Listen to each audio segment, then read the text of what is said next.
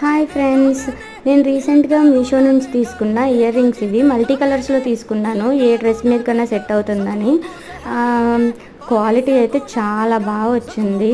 Stone quality కానీ, కింద pearls కానీ, హ్యాంగింగ్స్ కానీ చాలా బాగా వచ్చింది. 260 ఎంతో పడింది నాకు.